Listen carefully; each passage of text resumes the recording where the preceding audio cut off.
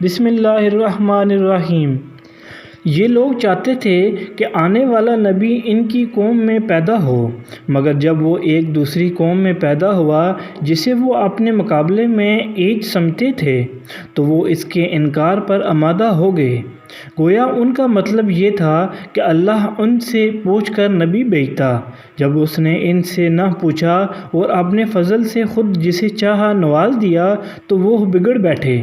یہ ایک تعریض اور نہایت لطیف تعریض ہے ان کی دنیا پرستی پر۔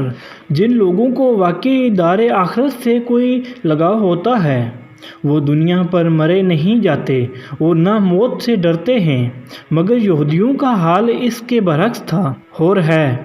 اصل میں اعلیٰ حیاتن کا لفظ ارشاد ہوا ہے جس کے معنی ہیں کسی نہ کسی طرح کی زندگی، یعنی انہیں محض زندگی کی حرص ہے، خواہ وہ کسی طرح کی زندگی ہو، عزت اور شرافت کی ہو یا ذلت اور کمینہ پن کی۔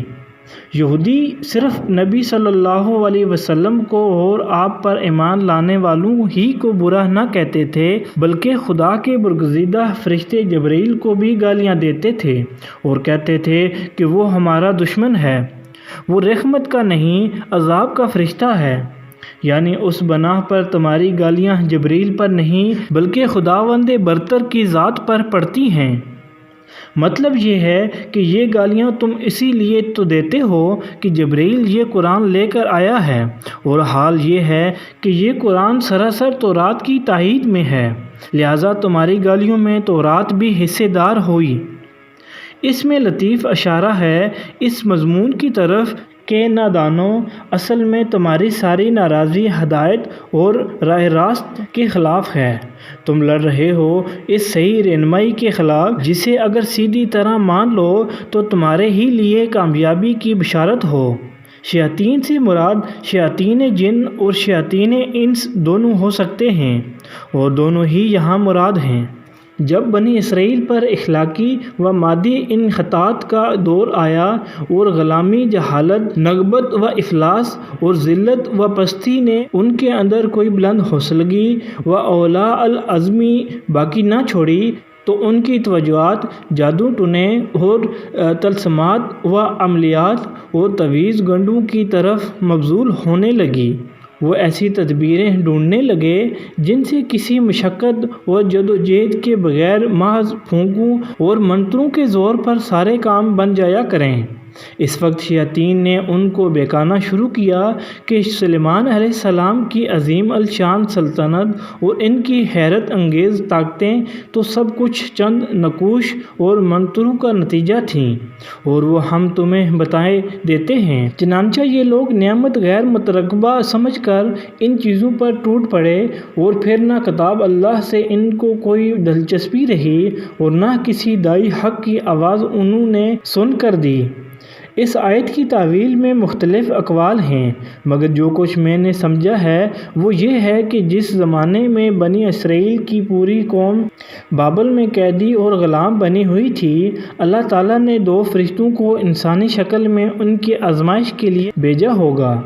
جس طرح قوم لوط کے پاس فرشتے خوبصورت لڑکوں کی شکل میں گئے تھے، اسی طرح ان اسرائیلیوں کے پاس وہ پیروں اور فقیروں کی شکل میں گئے ہوں گے۔ وہاں ایک طرف انہوں نے بازار سحری میں اپنی دکان لگائی ہوگی اور دوسری طرف وہ اتمام محبت کے لیے ہر ایک کو خبردار بھی کر دیتے ہوں گے کہ دیکھو ہم تمہارے لیے آزمائش کی حیثیت رکھتے ہیں، تم اپنی عاقبت خراب نہ کرو۔ مگر اس کے باوجود لوگ ان کے پیش کردہ عملیات اور نقوش اور تعویذات پر ٹوٹے پڑتے ہوں گے۔ فرشتوں کے انسانی شکل میں آ کر کام کرنے پر کسی کو حیرت نہ ہو، وہ سلطنت الہی کے کار پرداز ہیں۔ اپنے فرائضی منصبی کے سلسلے میں جس وقت جو صورت اختیار کرنے کی ضرورت ہوتی ہے وہ اسے اختیار کر سکتے ہیں۔ ہمیں کیا خبر کہ اس وقت بھی ہمارے گرد و پیش کتنے فرشتے انسانی شکل میں آ کر کام کر جاتے ہوں گے۔ رہا فرشتوں کا ایک ایسی چیز سکھانا جو بجائے خود بری تھی، تو اس کی مثال ایسی ہے جیسے پولیس کے بے وردی سپاہی کسی رشوت خور حاکم کو نشان زدہ سکے اور نوٹ لے جا کر رشوت کے طور پر دیتے ہیں تاکہ اسے عین حالت ارتکاب جرم میں پکڑیں اور اس کے لیے بے گناہی کے عذر کی گنجائش باقی نہ رہنے دیں۔ مطلب یہ ہے کہ اس منڈی میں سب سے زیادہ جس چیز کی مانگ تھی وہ یہ تھی کہ کوئی ایسا عمل یا تعویذ مل جائے جس سے ایک آدمی دوسری کی بیوی کو اس سے توڑ کر اپنے اوپر عاشق کر لے۔ یہ اخلاقی زوال کا وہ انتہائی درجہ تھا جس میں وہ لوگ مبتلا ہو چکے تھے۔ پست اخلاقی کا اس سے زیادہ نیچا مرتبہ اور کوئی نہیں ہو سکتا کہ ایک قوم کے افراد کا سب سے زیادہ دلچسپ مشغلہ پرائی عورتوں سے آنکھ لڑانا ہو جائے اور کسی منکوبہ عورت کو اس کے شوہر سے توڑ کر اپنا گھر لینے کو وہ اپنی سب سے بڑی فتح سمجھنے لگے۔